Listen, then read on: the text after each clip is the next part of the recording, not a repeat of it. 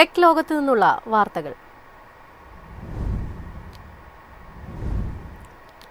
ടാറ്റ സ്റ്റാർബക്സിന്റെ വരുമാനം വർദ്ധിപ്പിച്ചപ്പോൾ നഷ്ടവും കൂടി. 2025 സാമ്പത്തിക വർഷത്തിൽ വരുമാനം 5% വർദ്ധിച്ച് 1277 രൂപയായി. അതേസമയം നഷ്ടം 135.7 കോടി രൂപയായും ഉയർന്നു. ടാറ്റ കൺസ്യൂമർ പ്രോഡക്ട്സ് ലിമിറ്റഡിന്റെ ഏറ്റവും പുതിയ വാർഷിക റിപ്പോർട്ടിലാണ് ഇക്കാര്യം വ്യക്തമാക്കിയിരിക്കുന്നത്. ടാറ്റ കൺസ്യൂമർ പ്രോഡക്ട്സ് ലിമിറ്റഡും സ്റ്റാർബക്സ് കോർപ്പറേഷനും തമ്മിലുള്ള സംയുക്ത സംരംഭമായ ടാറ്റ സ്റ്റാർബക്സ് 2024 സാമ്പത്തിക വർഷത്തിൽ 82.16 കോടി രൂപയുടെ അറ്റ നഷ്ടമാണ് റിപ്പോർട്ട് ചെയ്തത്. 2028 സാമ്പത്തിക വർഷത്തിന്റെ അവസാനത്തോടെ 1000 കഫേകളുടെ ശൃംഖല സ്ഥാപിക്കാൻ ലക്ഷ്യമിടുന്ന TCPLന് വരുമാന വളർച്ച അനുഭവപ്പെടുന്നുണ്ട്. നിരവധി സ്റ്റോറുകളുടെ വികാസം ഇതിന് സഹായകമായി. 2025 സാമ്പത്തിക വർഷത്തിൽ സ്റ്റാർബക്സ് 58 പുതിയ സ്റ്റോറുകൾ തുറക്കുകയും 19 പുതിയ നഗരങ്ങളിൽ പ്രവേശിക്കുകയും ചെയ്തു. ഇതോടെ 80 നഗരങ്ങളിലായി സ്റ്റോറുകളുടെ എണ്ണം 479-ലെത്തി. സ്റ്റോറുകളുടെ എണ്ണം വർദ്ധിച്ചതോടെ പ്രവർത്തനങ്ങളിൽ നിന്നുള്ള വരുമാനം 1277 കോടി രൂപയായി. ടാറ്റ ഗ്രൂപ്പിന്റെ FMCG വിഭാഗമായ TCPL പറഞ്ഞു. സ്റ്റോറുകളുടെ എണ്ണത്തിന്റെ അടിസ്ഥാനത്തിൽ ഇന്ത്യയിലെ ഏറ്റവും വലിയ സംഘടിത കഫേ ഓപ്പറേറ്ററായി ടാറ്റ സ്റ്റാർബക്സ് മാറി. 2025 സാമ്പത്തിക വർഷത്തിൽ TCPL ടാറ്റ സ്റ്റാർബക്സിൽ 125 കോടി രൂപ നിക്ഷേപിച്ചു. കൂടാതെ സ്ഥാപനപരമായ ഉപഭോക്താക്കൾക്ക് വൈവിധ്യമാർന്ന കാപ്പി, ചായ, മറ്റു പാനീയങ്ങൾ എന്നിവ വാഗ്ദാനം ചെയ്യുന്ന വിഭാഗത്തിലെ പുതിയ സംരംഭമായ ടാറ്റ മൈ ബിസ്ട്രോ എന്ന വെൻഡിംഗ് ബിസിനസ്സിൽ നിന്നും കമ്പനി വളർച്ച പ്രതീക്ഷിക്കുന്നു. News desk MyFin TV. Telecom തട്ടിപ്പുകൾക്കെതിരെ സംയുക്ത പോരാട്ടത്തിനായി ടെലികോം സേവനദാതാക്കളെ സമീപിച്ച് എയർടെൽ. 2024 9 മാസം കൊണ്ട് 11,000 കോടി രൂപയിലധികം സാമ്പത്തിക നഷ്ടമുണ്ടായതായി എയർടെൽ. വർദ്ധിച്ചുവരുന്ന ടെലികോം തട്ടിപ്പുകൾക്കെതിരെ വ്യവസായത്തെ ഒന്നിപ്പിക്കുന്നതിനുള്ള സംയുക്ത സംരംഭത്തിനുള്ള നിർദ്ദേശവുമായി ജിയോയെയും വോഡഫോൺ ഐഡിയയെയും സമീപിച്ചതായി സർക്കാരിനെയും ട്രായിയെയും എയർടെൽ അറിയിച്ചു. 2024 ആദ്യ 9 മാസങ്ങളിൽ ഇന്ത്യ 1.7 ദശലക്ഷത്തിലധികം സൈബർ കുറ്റകൃത്യ പരാതികൾ രേഖപ്പെടുത്തിയതായും അതിന്റെ ഫലമായി 11,000 കോടി രൂപയിലധികം സാമ്പത്തിക നഷ്ടമുണ്ടായതായും ടെലികോം കമ്പനികൾക്ക് അയച്ച പ്രത്യേക കത്തുകളിൽ അവർ ചൂണ്ടിക്കാട്ടി.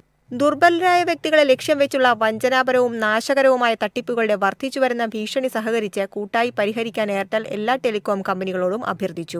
ഫിഷിംഗ് ലിങ്കുകൾ, വ്യാജ വായ്പാ ഓഫറുകൾ, വഞ്ചനാപരമായ പേയ്മെന്റ് പേജുകൾ എന്നിവ പോലുള്ള സങ്കീർണമായ തന്ത്രങ്ങൾ സൈബർ കുറ്റവാളികൾ ഉപയോഗിക്കുന്ന സമയത്താണ് നടപടിയെടുക്കാനുള്ള ആഹ്വാനം.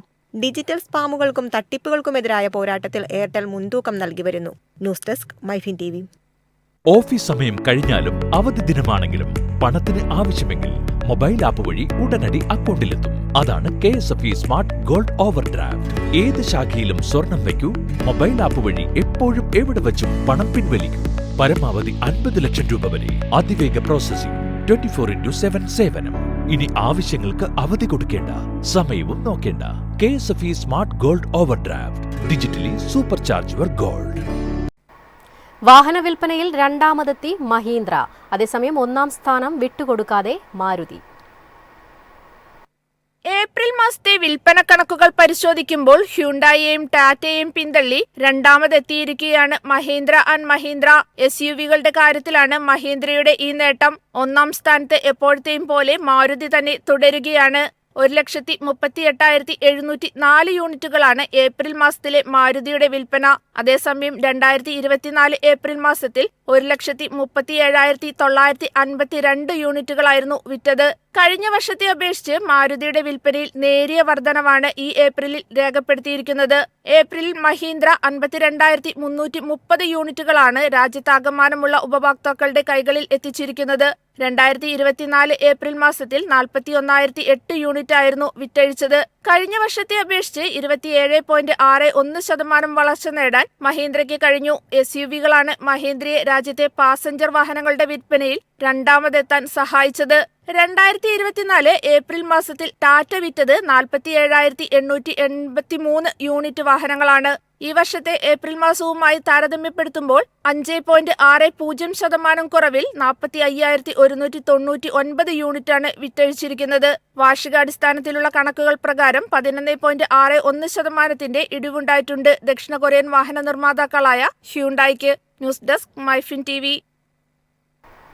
വെൽടെക് യൂണിക്കോണായ ഗ്രോ പ്രാരംഭ പബ്ലിക് ഓഫറിനുള്ള രേഖകൾ സെബിയിൽ ഫയൽ ചെയ്തു. IPO വഴി 8,500 കോടി രൂപ വരെ സ്വരൂപിക്കാനാണ് ഗ്രോയുടെ ലക്ഷ്യം. ഗ്രോവിന്റെ മാതൃസ്ഥാപനമായ ബ്രില്യന്റ് ബ്രെയിൻസ് IPOയ്ക്കുള്ള രേഖകൾ സെബിയിൽ സമർപ്പിച്ചു.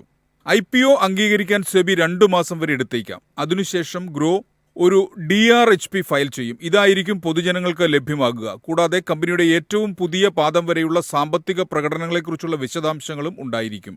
IPO വഴി 8500 കോടി വരെ സ്വരൂപിക്കുകയാണ് ഗ്രോ ലക്ഷ്യമിടുന്നത്. ഇത് ഈ വർഷം ഇന്ത്യയിലെ ഫിൻടെക് മേഖലയിൽ ഏറ്റവും സൂക്ഷ്മമായി നിരീക്ഷിക്കപ്പെടുന്ന പൊതു ഇഷ്യൂകളിൽ ഒന്നായി മാറും. NSEയുടെയും BSEയുടെയും മെയിൻ ബോർഡുകളിൽ ഗ്രോവിന്റെ ഇക്വിറ്റി ഓഹരികൾ ലിസ്റ്റ് ചെയ്യാനാണ് പദ്ധതി. മൊത്തം ഇഷ്യൂ വലുപ്പം, പുതിയ ഇഷ്യൂ ഘടകം, വിൽപ്പനയ്ക്കുള്ള ഓഫർ, ബ്രേക്ക് ഡൗൺ തുടങ്ങിയ വിശദാംശങ്ങൾ ഇതുവരെ വെളിപ്പെടുത്തിയിട്ടില്ല. ഏറ്റവും വലിയ സജീവ നിക്ഷേപക അടിത്തറയുള്ള സ്റ്റോക്ക് ബ്രോക്കിംഗ് സ്ഥാപനമാണ് ഗ്രോ. 2024 സാമ്പത്തിക വർഷത്തിൽ അതിന്റെ വരുമാനം ഇരട്ടിയിലധികം വർദ്ധിച്ച് 3145 കോടി രൂപയായി. കമ്പനിയുടെ 2025 സാമ്പത്തിക വർഷത്തിലെ കണക്കുകൾ ഇതേവരെ പരസ്യമാക്കിയിട്ടില്ല. News desk, MyFin TV.